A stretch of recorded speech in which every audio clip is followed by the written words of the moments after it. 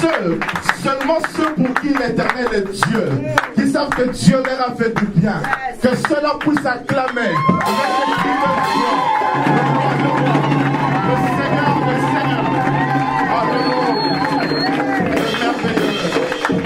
Alléluia. Il est merveilleux. Merci de prendre place. Que le Seigneur te bénisse. Je disais que le Seigneur te bénisse. Non, j'insiste, que le Seigneur te bénisse. Est-ce que tu peux saluer ton voisin ou ta voisine? Dis-lui, Dieu te fera du bien ce matin. Non, dis-lui ça, Dieu te fera du bien ce matin. Bien-aimé, souris-lui un peu, donne-lui un sourire. Il se peut que ça fait un moment qu'il n'a pas reçu de sourire. Souris-lui un peu. Quand tu le salues, tu lui donnes un beau sourire. Et tu lui dis, Dieu te fera du bien ce matin. Alléluia. Que le Seigneur soit béni. Yes. Ce matin, nous aurons le plaisir de recevoir l'enfant Molambo Mobele Esther Cécile. J'ai bien prononcé le nom? Oui. Amen. On va les recevoir tout à l'heure, mais là nous voulons écouter la parole du Seigneur. Est-ce que nous sommes prêts pour écouter la parole du Seigneur? Est-ce que quelqu'un croit que la parole de Dieu nous fera du bien ce matin? Alléluia, je sais que Dieu nous fera du bien. Je voudrais nous inviter à incliner nos têtes, s'il vous plaît, nous allons prier. Seigneur, nous te bénissons et nous te sommes infiniment reconnaissants. Seigneur, merci pour ces instants où tu nous donnes la possibilité de pouvoir encore, non pas seulement apporter ta parole, mais également être béni par cette même parole. Seigneur, tu sais que l'homme qui se tient devant ton peuple est un homme vrai, avec ses faiblesses, avec ses forces. Mais ce matin, Seigneur, ce n'est pas l'homme que le peuple veut écouter, mais c'est toi que nous voulons nous tous écouter. Seigneur, utilise-moi comme ce canal fidèle pour transmettre ta parole et que ta parole puisse bénir quelqu'un cet avant-midi. Merci de ce que tu es là et je sais que tu es là. Que ta parole, oh mon Dieu, soit inculquée dans nos cœurs et que cela produise la vie. Saint-Esprit, merci d'amplifier mes paroles dans le cœur de ton peuple. Au nom de Jésus. Amen. Amen. Amen. Bonjour tout le monde. Bonjour. Que le Seigneur nous bénisse.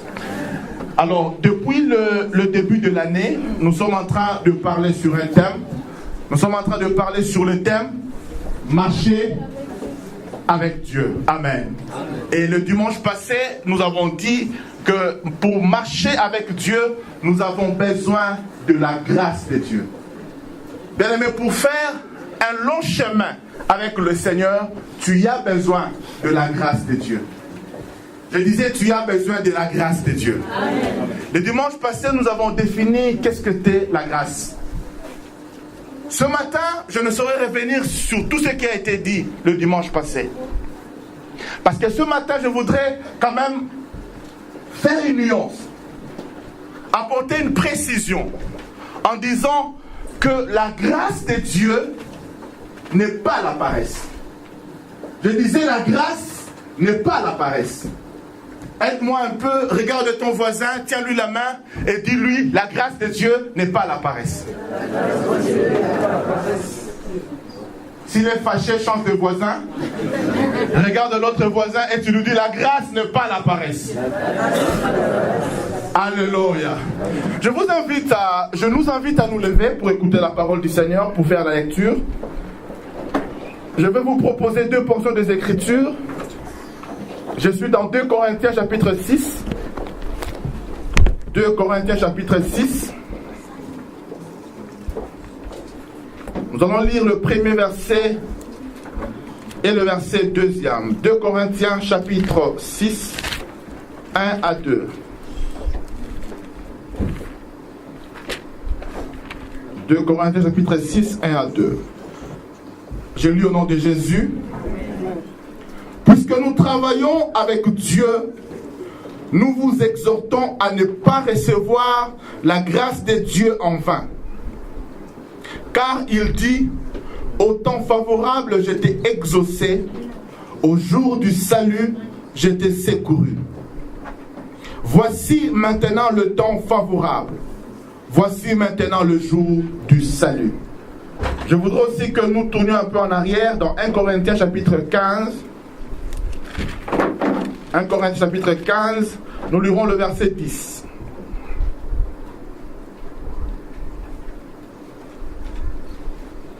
« 1 Corinthiens 15, verset 10. Je commencerai même par le verset 9, pour une bonne compréhension. « Je suis le moindre des apôtres. Je ne suis pas digne d'être appelé apôtre, parce que je persécutais l'église du Seigneur, l'église de Dieu. Par la grâce de Dieu, je suis ce que je suis. Et sa grâce envers moi n'a pas été vaine. Loin de là. J'ai travaillé, plus que eux tous. Non pas moi toutefois, mais la grâce de Dieu qui est avec moi. Parole du Seigneur. Amen. Merci de prendre place.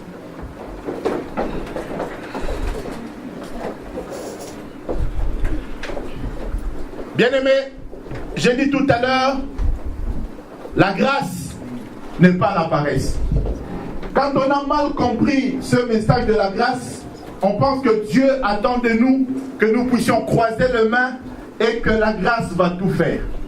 Bien-aimés, en toute chose, il y a la part de Dieu et il y a la part de l'homme. Je disais, il y a la part de Dieu et il y a la part de l'homme. On définit la paresse du latin pigritia comme étant une propension à ne rien faire, une répugnance au travail ou à l'effort. La paresse, c'est ce rejet de l'effort, cette répulsion au travail. Tu ne veux fournir aucun effort. Certains d'entre nous pensent que parce que j'ai la grâce, je dois croiser les mains et ne rien faire. Je ne vais fournir aucun effort parce que j'ai la grâce. La grâce de Dieu est là. Les paresseux se cachent souvent derrière ce concept de la providence divine. Dieu fera, Dieu agira. Bien-aimé dans le Seigneur, pendant que tu continueras à dire Dieu fera, Dieu agira, certains seront en train d'avancer, certains seront en train d'être élevés, toi tu resteras là en train de rêver. Tu peux avoir la grâce de Dieu, mais tu dois aussi travailler. Depuis la Genèse, on nous présente un Dieu qui travaille. Dès les premiers mots des Écritures saintes, on ne nous montre pas un Dieu qui est assis sur le trône en train de tourner ses doigts ou ses pouces. Mais on nous révèle un Dieu qui travaille. Dès les premiers versets, on nous montre un Dieu créateur, un Dieu travailleur. Nous aussi, nous devons travailler. Bien que nous avons la grâce de Dieu, bien que nous savons que la grâce est une faveur imméritée. Oui, par la grâce de Dieu, nous pouvons faire des choses extraordinaires. Le dimanche passé, je dis ici que la grâce de Dieu rend compétent ceux qui étaient incompétents. La grâce de Dieu rend fort ceux qui étaient faibles. La grâce de Dieu élève ce que le monde marginalise. La grâce de Dieu va détecter les hommes que la société a marginalisés. La grâce de Dieu. Oh, que quelqu'un dise la grâce de Dieu. Non, dis ça bien, la grâce de Dieu. Bien que nous pouvons avoir la grâce de Dieu, certes. Mais la grâce de Dieu ne nous exonère pas à l'effort. Alléluia. Nous avons la grâce de Dieu, mais il y a des choses que Dieu attend de nous. Dieu attend de nous. Même Dieu, pour nous avoir comme adorateurs, il n'a pas croisé les bras, il a travaillé. Alléluia. Je disais, Dieu a travaillé pour nous avoir comme fils. Pour que nous soyons là chaque dimanche en train de l'adorer. Dieu a travaillé. Vous savez, quand Dieu a créé l'homme, l'homme a eu à pécher. Mais Dieu tenait tellement à l'homme qu'il a travaillé. Il a envoyé ses prophètes. Et comme tous les prophètes n'arrivaient pas vraiment à sauver l'homme, la Bible dit dans Ésaïe 35, verset 4, « Dites à ceux qui ont le cœur troublé, prenez courage, ne craignez point, voici votre Dieu, la vengeance viendra, la rétribution de Dieu, il viendra lui-même et il vous sauvera. » Dieu lui-même est descendu à la personne de Jésus. Il a travaillé jour et nuit pour nous sauver. Amen. Bien aimé, Dieu n'est pas paresseux. Il n'attend pas ce que nous nous couchons. Alléluia. Amen. Alléluia. Amen. Bien aimé, ceux qui réussissent, ce sont ceux qui travaillent. L'apôtre par excellence, l'apôtre Paul, l'apôtre de la grâce, celui qui nous a parlé sous la grâce, lui-même est en train de nous dire ici qu'il a travaillé plus que tous les autres apôtres. Quelqu'un dira, mais c'est une prétention. Non, ce n'est pas une prétention. Quand vous regardez le travail qu'a abattu Paul, nous pouvons affirmer, sans peur d'être contredit, qu'il a vraiment travaillé plus que les autres. Tu peux dire amen avec moi. Amen. Il a reçu la grâce. Il a reçu une grâce abondante. Mais la grâce, il ne l'a pas pris en vain. Il a travaillé pour cette grâce-là. Il a travaillé dans cette grâce-là. Je suis en train de parler à un peuple. Je ne sais pas, je sais que ce n'est pas ton cas.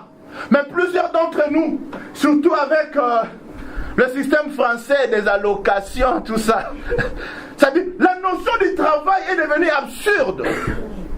Pourquoi travailler? Bien aimé, Dieu aime le travail. Il aime tellement le travail qu'il dit par la bouche de l'apôtre Paul que celui qui ne travaille pas ne mange pas. Je sais que je savais que je n'aurais pas beaucoup des amens en disant ça, mais je le dis quand même. La Bible répète, celui qui ne travaille pas ne mange pas. Celui qui tout seulement les ascédiques fasse quoi? Alléluia. Mais tout ce que tu as fait, dis-lui travail, dis-lui travail. Dis-lui travail, dis-lui travail. Nous devons aimer le travail. Vous savez, l'apôtre Paul, il n'y a personne qui peut lui parler de la grâce mieux que lui-même. L'apôtre Paul, c'était celui qui persécutait l'église. C'était le persécuteur de l'église. Il était voué tout droit à l'enfer. Parce qu'il a persécuté l'épouse du Seigneur. Mais voilà la grâce de Dieu. La grâce de Dieu qui prend même des assassins. La grâce de Dieu qui prend même ceux qui ont un passé lourd. Oh, j'aime Dieu. Vous savez, les hommes peuvent te condamner. Et ils ne te condamnent pas parce que tu n'as rien fait. Ils te condamnent parce que réellement tu as mal fait. Mais la grâce de Dieu peut te récupérer. Amen. Bien aimé, quel que soit ton passé, Paul était un meurtrier, un assassin. Mais l'amour de Dieu est tellement immense. Oh, je voudrais ouvrir une parenthèse pour dire ceci. Quel que soit ton passé, quels que soient les péchés que tu as commis hier, la grâce de Dieu peut tout laver. Amen. La grâce de Dieu peut tout effacer. Paul a persécuté l'église. Paul a tué. Mais voilà que cette même femme, cette même épouse du Seigneur qui l'a persécuté, Dieu a fait de lui un fils et l'un des fils éminents de cette même épouse.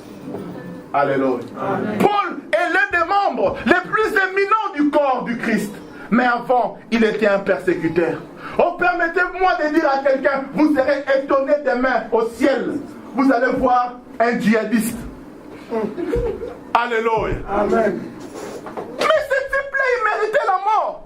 Même à 5 minutes de sa vie, s'il a donné sa vie à Jésus, Dieu peut le sauver. Amen. Ces voleurs-là à la croix, ces bandits à la croix, vous savez que ses contemporains seront étonnés. En entrant au ciel, ils verront que c'est ces voleurs-là qui leur ouvrent la porte. Alléluia. Parce que toute sa vie, ou disons toute leur vie, ils l'ont connu voleur, ils l'ont connu bandit. Mais le jour où il s'est répandu, et il n'était pas là. Parce que c'était à la croix. Alléluia. Même à la dernière minute, Dieu peut te sauver. Est-ce que je parle à quelqu'un? Je dis même à la dernière minute, Dieu peut te sauver. Du reste, notre Dieu, il est le Dieu des dernières secondes. Il est le Dieu des dernières secondes. Job disait, mon Rédempteur s'élèvera comment? Le premier?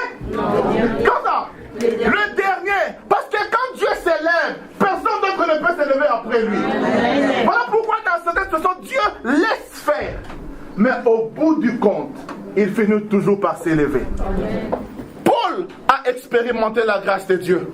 Et c'est ce même Paul, du persécuteur qu'il était, il nous dit, je n'ai pas pris la grâce de Dieu en vain.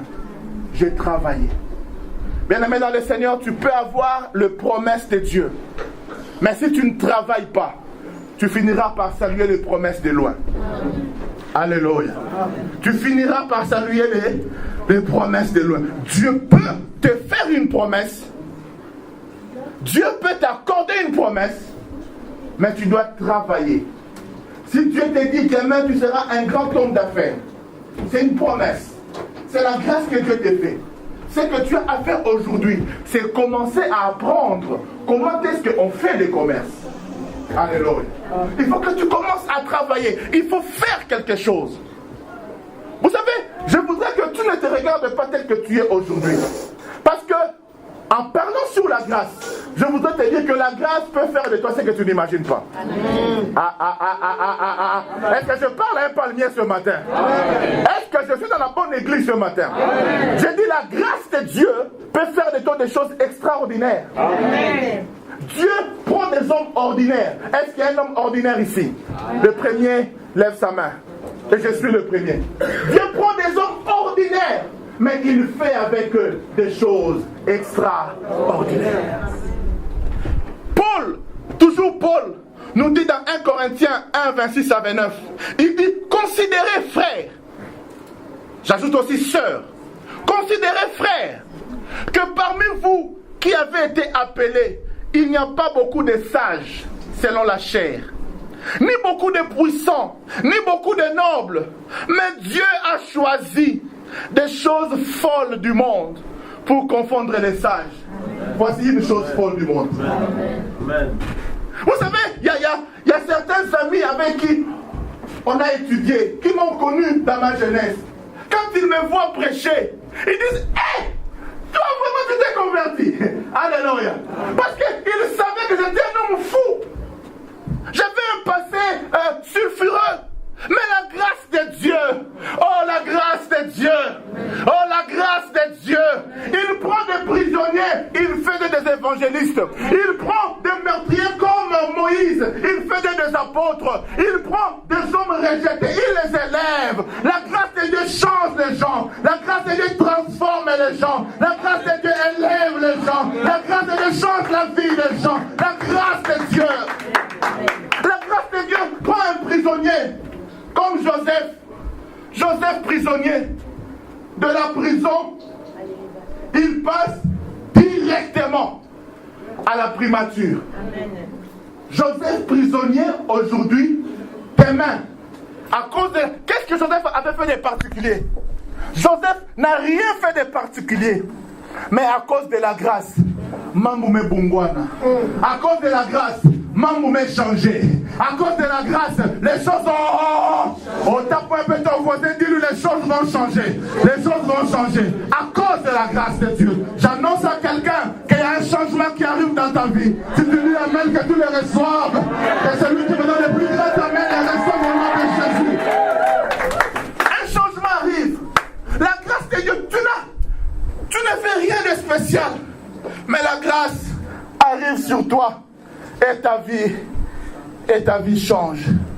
Oh, j'ai prie Dieu qu'avant la fin de cette année, que quelque chose change dans ta vie. Amen. À cause de la grâce. À cause de la grâce. À cause de la grâce, un célibataire d'hier peut devenir marié demain. Amen. À cause de la grâce. Et à cause de la grâce. Quelqu'un pensait que la grâce était, que le mariage était une affaire de beauté. Quelqu'un pensait que le mariage était une affaire de la corpulence. Non, le mariage est une affaire de la grâce. Aide-moi à dire grâce que j'avance. Oh, non, dis-moi bien grâce que j'avance. Même le mariage Yaya, c'est une affaire de grâce. Vous savez, la Bible nous parle de Léa et de Rachel. Toutes deux filles de qui? De Laban, qui est de Jacob. Léa et Rachel furent des filles de Laban. Toutes des filles de Laban. Et la Bible dit que Léa avait des yeux doux, des yeux délicats. Délicat, on les a bien été. Délicat, ça veut dire qu'elle avait les yeux 5 heures. Ça veut dire Quand tu l'as regardé, vous savez, ceux qui ont déjà 5 heures, tu ne sais jamais s'ils regardent de quel côté. Hein. Elle te regarde. Amen. C'est-à-dire, ses yeux ont tendance à aller à gauche et pourtant elle regarde à droite. C'est-à-dire, elle avait des yeux bizarres. Alléluia. Et personne pensait que Léa pouvait se marier. Même quand Jacob est venu chez Laban, la Bible dit, il a tout de suite fixé qui? Rachel. Parce que Rachel, on dit, elle était belle. Elle était belle. Elle avait une bonne corpulence. Vous savez, quand la Bible dit que tu es belle, tu es belle. Hein? Amen. Quand la Bible dit tu es belle, oh tu es belle. Alléluia. Juste dans la précision, on dit que Rachel était belle. Mais Léa avait des yeux doux. Vous savez, quand dans une phrase on met mais là, c'est pas bon, hein? Amen. Comme disent les Ivoiriens, c'est pas bon de. Amen. C'est pas bon. Si on dit, ce frère-là, il est beau. Il chante bien. Vraiment, c'est quelqu'un de formidable. Mais, c'est-à-dire le mais là vient annuler tout ce qu'on a dit avant. Maintenant, l'attention des gens, c'est qu'est-ce qui vient après. Vraiment, cette fille-là, non. Elle est gentille. Elle est belle. Oh, elle parle bien. Elle sourit. Mais, mon yibiao. Ce qu'on dit après annule tout ce qui était dit avant. Léa, avec ses yeux délicats, Jacob arrive. Elle pointe Rachel. Mais Léa avait quelque chose que Rachel n'avait pas. La grâce. Oh, elle va dire grâce. Est-ce qu'il y a quelqu'un qui a la grâce de Dieu qui ne peut pas acclamer un peu le Seigneur? Parce que la grâce, c'est des choses extraordinaires. Nous acclamons celui qui nous a fait cette grâce-là. Alléluia. Jacob arrive, il pointe Rachel, mais Léa avait la grâce. Oh, c'est ceux qui ne comprennent pas le lingala, l'ikambangolo en français, on dit l'ikambangol. C'est une question de grâce. C'est une question de grâce. Alléluia. Tout est question de grâce. Mais si tu es ce que tu es, c'est la grâce de Dieu. Si nous sommes ce que nous sommes, c'est la grâce de Dieu. Vous savez que le fait même de nous retrouver en Europe, c'est la grâce de Dieu. Vous savez, il y a des gens qui ont plus de moyens que nous, qui ont cherché à pouvoir être ici en Europe, mais qui ne sont pas arrivés en Europe. Est-ce que tu peux dire Amen? Amen. Vous savez, quand moi j'étais encore très jeune, à l'internat, où nous étudions, nous étudions avec des enfants de ministres, de PDG, de professeurs. On avait même le petit-fils du président Mobutu qui étudiait avec nous. Alors, ces enfants-là, quand vous les entendiez parler, vous savez, moi dès que je prends mon diplôme, mon père m'envoie aux États-Unis, moi j'irai à Washington. Il y a certains comme nous là. Amen. Les gens ordinaires. Qu'est-ce que tu pouvais dire? Tu n'avais aucune promesse. Toi, tu savais qu'après tu sens où tu iras à l'info.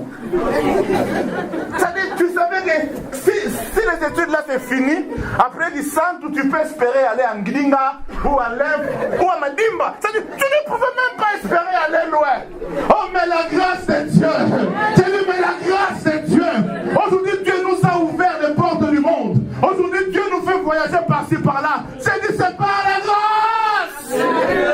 Amen. Combien de gens, quand je regarde parfois aux informations, Syrie, tout ça, les gens pour venir ici, il y a des gens qui meurent dans des bateaux. Certains d'entre vous ici sont venus aussi par bateau peut-être. À pied. Ah, amen. Alléluia. Mais comment c'est que toi tu es arrivé et eux sont tombés? Qu'as-tu de spécial? Qu'as-tu fait de spécial? Qu'as-tu fait de particulier? Je pose une autre question. Qu'est-ce qui fait que toi tu sois né congolais, l'autre soit né éthiopien? Qui a choisi sa nationalité? Personne.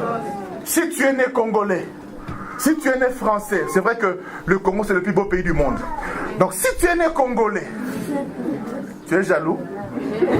Si tu es né Congolais, ou si tu es né Français ou Ivoirien, c'est la grâce. Alléluia. Si tu es né dans une famille de pauvres, l'autre est né dans une famille princière, l'enfant n'a jamais choisi où naître. C'est la grâce. Dis seulement grâce. Mais Dieu peut te faire grâce. Tu peux obtenir des choses par la grâce. Mais Dieu attend de nous que nous puissions aussi travailler. Je vais commencer à conclure mon message en donnant 3 choses que Dieu attend de nous. Dieu nous a sauvés par sa grâce. Dieu nous a élevés par sa grâce. Mais Dieu n'attend pas de nous que nous fassions montre d'une paresse. Il nous veut en action. Aide-moi un peu à dire en action. En action. La première des choses que Dieu attend de nous, il t'a sauvé, il t'a élevé, il t'a béni. Dieu attend de toi que tu le cherches. Le premier travail que Dieu attend de toi, que tu le cherches. Aide-moi, dis à ton voisin, cherche Dieu. Bien-aimé, que tu te lèves le matin,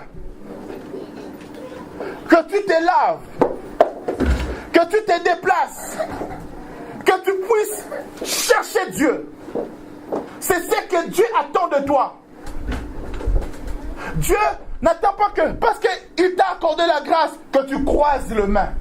Oh, maintenant que je suis sauvé, je vais commencer à siffler. Wow, wow, wow, wow. Non. Dieu attend, après qu'il t'ait sauvé, que tu commences à t'élever, que tu commences à te laver, comme tu l'as fait ce matin, et venir le chercher. Venir chercher sa face, venir prier. Vous savez, il y a des choses que Dieu ne te donne pas subito, ne te donne pas soudainement. Parce qu'il veut que tu le cherches d'abord. Dieu aime qu'on le cherche. Alléluia. Dieu aime qu'on le cherche. Avec Dieu, c'est parfois une question de puzzle. C'est-à-dire, il t'a tout donné, mais seulement de manière désordonnée. Il faut que tu puisses chercher, réfléchir, rassembler les choses pour trouver enfin ce que tu désirais. Et cette recherche-là ne se fait pas hors de la présence de Dieu. Ça se fait dans la présence de Dieu. Est-ce que tu peux dire Amen? Amen. Bien aimé, aujourd'hui, je dirais même, l'Internet a fait de nous des paresseux. Il y a beaucoup de gens qui ne veulent même plus venir à l'église. Ils sont devenus des chrétiens internautes. Comme nous commandons aujourd'hui les habits sur Internet, on commande même, il y a les drives, tu fais tes courses sur Internet. Maintenant, les gens veulent aussi Dieu sur Internet. Dieu drive. Amen. Ils veulent une église, drive. C'est-à-dire, ils restent à la maison. Voilà maman, pain du soir, enseigne-moi. C'est-à-dire, lui, il est fidèle à ça. Bien aimé dans le Seigneur. Ça, ce n'est pas la volonté de Dieu. Dieu veut, je ne dirais même pas de temps en temps, mais assez régulièrement, que tu te donnes la peine, que tu fasses l'effort de te laver, de t'habiller et de dire, je vais chercher le Seigneur. Bien aimé, Dieu n'est pas un fou qu'il ait établi des églises locales. S'il y a une église locale, c'est très important. Parce qu'il y a des choses que tu ne peux apprendre qu'en contact des autres chrétiens. Tu ne peux pas tout apprendre sur Internet. Alléluia. Tu ne peux pas apprendre sur Internet, Yaya. Il faut que tu te déplaces. Il faut que tu sois en contact des autres chrétiens. Comment est-ce que tu apprendras la patience si tu restes seulement sur Internet? C'est en contact des autres que tu pourras aussi apprendre à être patient vis-à-vis de tes frères. Quand la Bible dit, supportez-vous les uns les autres. Toi, tu vas supporter qui? L'ordinateur. Tu vas supporter qui? Non. Nous devons être en contact d'autres chrétiens. Ne sois pas paresseux. Il y a beaucoup de chrétiens qui font preuve de paresse. Même pour prier, il est là. Il ne prie que le matin va de se lever. Et quelle prière? Seigneur, merci. Vraiment, cette journée, elle est bénie. La grâce. Il prend. Fais un petit effort. Alléluia. Dieu veut que tu les cherches. La Bible dit dans Zacharie, chapitre 14, 17 à 18. Zacharie 14, 17 à 18 déclare ceci. Dieu parlait aux enfants d'Israël et il leur dit, s'il y a des familles de la terre qui ne montent pas à Jérusalem pour se prosterner devant le roi, l'Éternel des armées, la pluie ne tombera pas sur elles. Je répète, s'il y a des familles de la terre qui ne montent pas à Jérusalem pour se prosterner devant le roi, l'Éternel des armées, c'est-à-dire Dieu, la pluie, c'est-à-dire la bénédiction, ne tombera pas sur elles. Mais Seigneur, mais pourquoi est-ce qu'ils ne se prosternent pas seulement à là où ils sont? Mais pourquoi ils ne se prosternent pas seulement à la maison où ils vivent? Mais pourquoi ils doivent aller jusqu'à Jérusalem? C'est Dieu qui a dit. Amen. Je disais quoi? C'est Dieu qui a dit. Il faut qu'ils aillent, où ça? À Jérusalem. Dieu dit, les familles qui n'iront pas à Jérusalem, la pluie ne tombera pas sur eux. La bénédiction ne tombera pas sur eux. Yaya, si tu ne vas pas à l'église, si tu ne fréquentes pas une église, il y a certaines bénédictions que tu n'auras jamais. Je suis désolé de te le dire. J'ai dit, mais il y a certaines choses que tu rates parce que tu ne fréquentes pas une église locale. Aide-moi un peu à regarder ton voisin et dis-lui, est-ce que tu es assidu à l'église? Paul dit, n'abandonnez pas vos assemblées locales. Ne vous éloignez pas de votre assemblée locale parce qu'il y a une bénédiction liée au fait que tu t'es lavé et que tu sois allé à Jérusalem, que tu sois allé à une assemblée locale. Bien aimé, il y a des bénédictions qui sont liées au fait que tu as fourni cet effort-là. Quelqu'un peut dire Amen. Amen. Le deuxième effort, ou la deuxième action que Dieu attend de nous, c'est que quand tu demandes une bénédiction, quand tu dis à Dieu, Seigneur, par ta grâce, bénis-moi, et Dieu te dit, mon fils, ma fille, je t'ai béni. Dieu, je n'ai jamais vu des millions descendre du ciel. Amen. Quand tu dis, Seigneur, bénis-moi avec des millions, Dieu ne te bénira pas en ouvrant le ciel et tu vois, parce qu'il y a des chrétiens qui continuent à rêver. Alléluia. Il y a des gens qui continuent à rêver, ils pensent qu'il va se réveiller comme ça et le lendemain matin, il voit sur son compte, c'était moins 10 et ça devient 10 millions. Alléluia. Quand tu dis, Dieu, bénis-moi, bien aimé dans le Seigneur, généralement, Dieu va te donner seulement une sémence. Dieu te bénit par une sémence. Dieu ne te donne pas forcément les millions que tu attends, mais il te donne une sémence. Aide-moi à dire sémence. Sémence. Quand tu prends la sémence, tu peux négliger la sémence. Je vais essayer de dire ça un peu en lingala. Mukokoli. Ton kona, la sémence, kona, le noyau. Il te donne un noyau, il te donne une sémence. Toi, tu prends ça, tu dis, oh, mais c'est quoi ça, Dieu? Moi, je n'ai pas demandé ça. Moi, j'ai demandé des millions. Dieu ne te donnera pas des millions. Il te donnera une sémence ou un noyau. Mais dans la sémence, toi, tu vois la sémence, mais Dieu voit une forêt. Amen. Toi, tu vois la sémence. Toi, tu vois le simple noyau. Mais Dieu voit le noyau, la forêt qui se cache derrière le noyau. Amen. Parce que dans ce noyau-là, dans cette sémence-là, si tu fournis un petit effort, vous savez, la grâce se manifeste comment? Tu fournis un peu d'effort, mais beaucoup de résultats. Amen. Ah! Amen. Vous savez, il y a des gens qui travaillent beaucoup, mais qui gagnent un peu. Alléluia. Avec Dieu, ce n'est pas travailler beaucoup pour gagner beaucoup. Avec Dieu, c'est travailler pour gagner beaucoup. Tu fournis quand même un effort. Il te donne, c'est Dieu qui donne toujours en premier. Il nous a aimés en premier, il nous a donné en premier, il nous a cherché en premier, il est le premier en toutes choses. Il te donne la sémence, mais ce qu'il attend de toi, que tu fasses un petit effort, prendre seulement la sémence et la mettre sous terre. Mais beaucoup d'entre nous, Dieu, même s'il leur donne la sémence, mais ils attendent aussi que Dieu vienne Que Dieu creuse la terre pour eux. Que Dieu prenne la semence pour eux. Que Dieu mette sous terre pour eux. Que Dieu prenne de l'eau, commence à arroser pour eux et ils sont là assis et ils disent j'ai la grâce de Dieu. Alléluia. Quand Dieu te donne une semence, ce qu'il attend de toi, c'est que tu puisses investir. Investir pour fructifier. Quand je parle d'une semence peut seulement venir sous forme d'une idée. Aide-moi dire idée. On dit ça bien, idée. Bien aimé, il y a quelques dimanches, j'avais dit ceci, eux ils ont le palais, mais toi tu as la clé. Eux ils ont le palais, mais toi tu as la clé. Pharaon avait le palais. Pharaon avait le songe, mais ça lui manquait quelque chose, l'interprétation. Sans l'interprétation, il était bloqué. Et c'est Joseph en prison qui avait l'interprétation. Bien aimé, il y a des gens qui ont l'argent. Ils ont beaucoup de millions, mais ils ne savent même pas où les investir. Alors Dieu peut te donner une idée seulement. Mais avec cette idée-là, qu'est-ce que tu fais? Tu l'organises bien, tu le planifies bien, tu fais un bon business plan. Et quand tu vas voir un conseiller, la grâce de Dieu, aide-moi dire grâce, Oh, dis ça bien, grâce. La grâce de Dieu fera que ton projet, bien élaboré, bien structuré, soit quoi?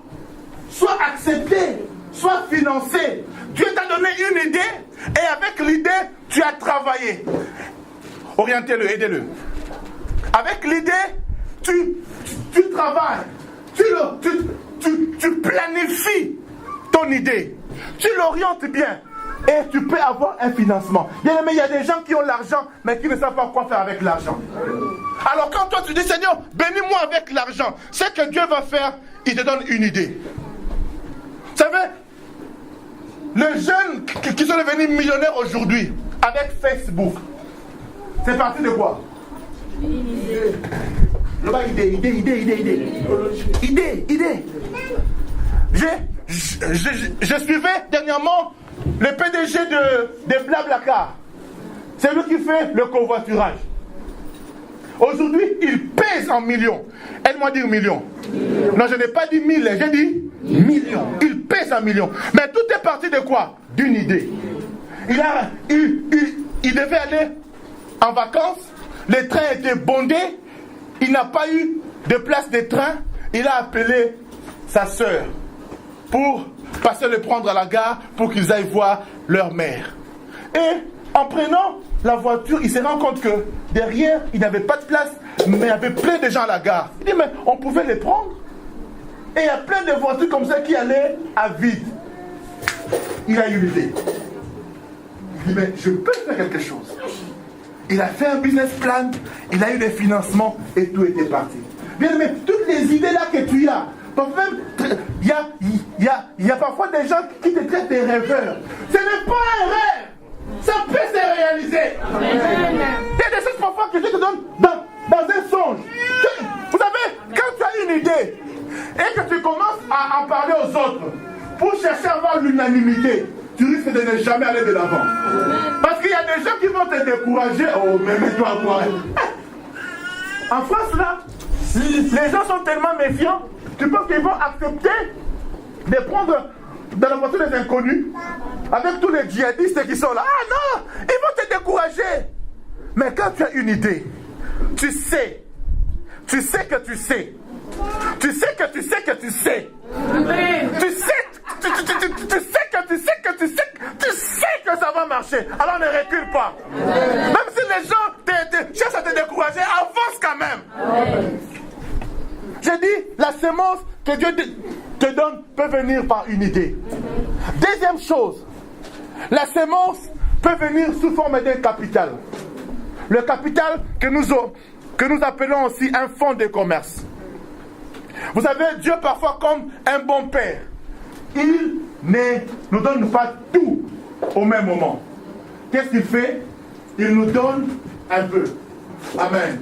Pour voir un peu comment est-ce que nous allons gérer cela.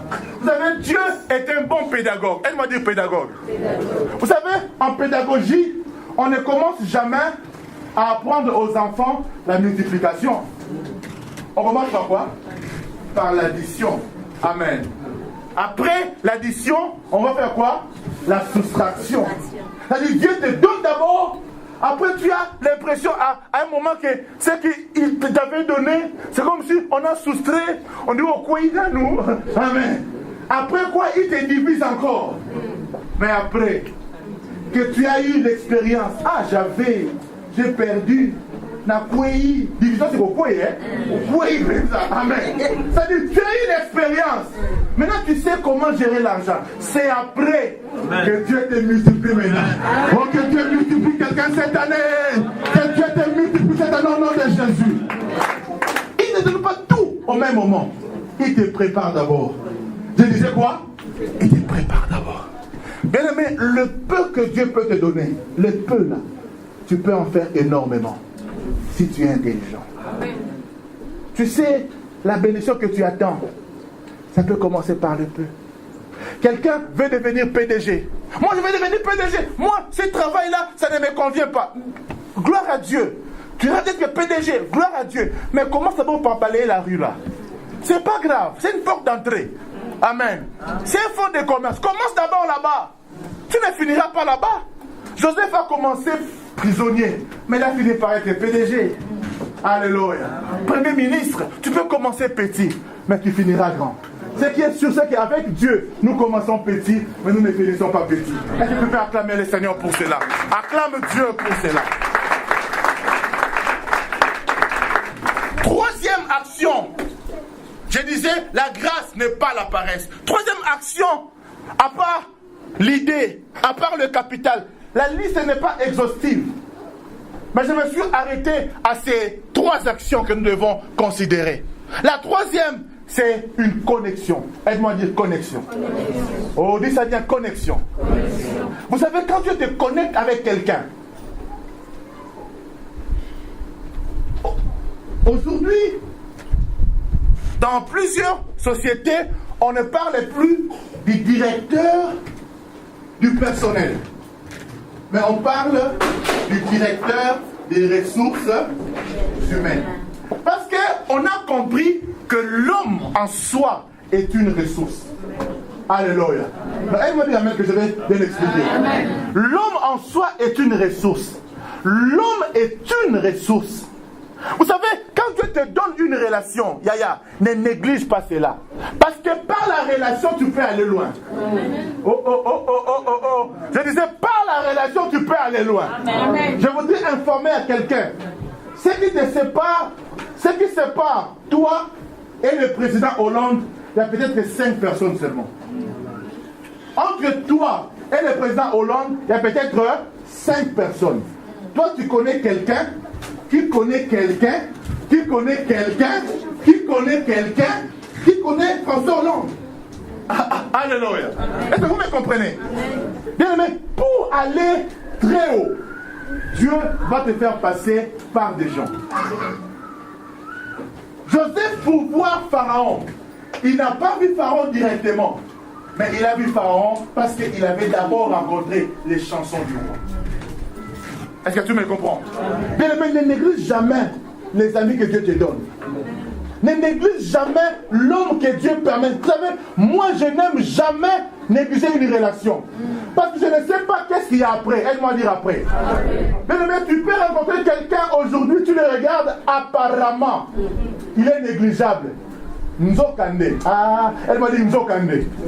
On dit ça dit Nzokande. C'est-à-dire, tu le négliges, Nzokande. Mon frère, sa famille, Yewana. Nzokande. C'est lui qui va donner une bonne portion à la famille. C'est celui-là que tu négliges. Mais un homme, une relation, une femme, c'est une ressource. Quand Dieu t'envoie des gens, gère-le bien. Quand Dieu permet que tu entres en contact avec quelqu'un, gère-le bien. Considère-les. Voilà pourquoi moi je vous considère. Amen. Et amen, on fait. On a considéré à Binoté. Moi je te considère. Moi je crois en toi. Moi je ne te regarde pas par rapport à ton présent. Je sais que demain tu seras un grand homme. Et tu ne me, ton amen ne me convainc pas.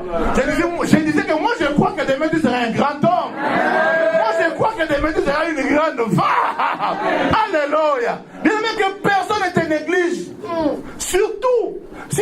grâce de Dieu. Amen. Surtout si tu as la grâce de Dieu. Bien aimé, ne me regardez pas comme ça. Ne me négligez pas à cause du monde aujourd'hui. Parce que demain, les gens vont te regarder. J'aime bien le dire anti-Congo. Ils vont te regarder, ils vont dire, hey, Yandi Okoka Yandiko. C'est lui ou ce n'est pas lui. Amen. Bien aimé, Dieu peut changer ton lendemain. Dieu peut changer ton lendemain. Bien aimé, ce que tu es aujourd'hui ne dit en rien. C'est que tu seras demain. Demain, les amis sont Moussousou. Je dis demain, les amis qui manquent caca. Demain, c'est autre chose. Crois seulement en Dieu. Crois à la grâce de Dieu. Est-ce que tu ne peux pas acclamer ce Dieu-là qui va changer ton lendemain? Oh, acclame Dieu, c'est Jésus-là qui va changer ton lendemain. Ne néglige pas, ne néglige pas. Ceux qui avaient négligé Barack Obama, un noir aux États-Unis. Oh, il regrette, hein.